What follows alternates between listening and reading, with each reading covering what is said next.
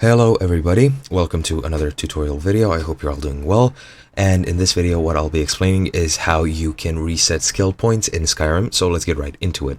As you can see here, I have a screenshot example of somebody with a very high level character, level 66, and he does have alteration maxed out, and let's say he wanted to respec his points from alteration into another skill.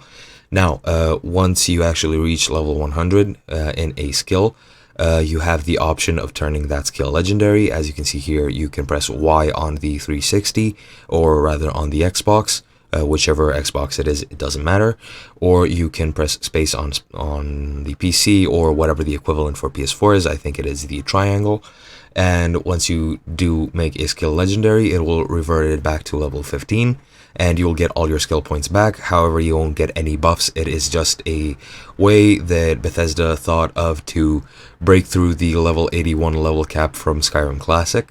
So it is basically just a way to infinitely progress the game and progress in levels.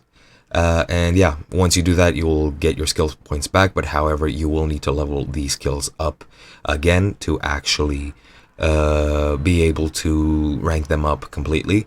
And the other way that you can do this, which will cost you 1 dragon soul, however you won't revert any of your skill points back, is to complete pretty much almost in its entirety the Dragonborn DLC. After you complete the, I think, last mission, which is at Apocrypha's Summit, you will get the Black Book of Waking Dreams. Once you go into this Black Book, you will complete a classic Hermaeus Mora map.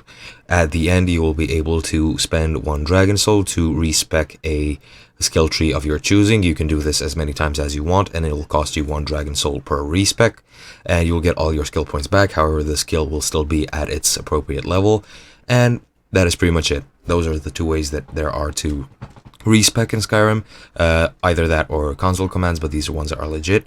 And yeah, that's been it. I hope you enjoyed, and I'll see you in another video.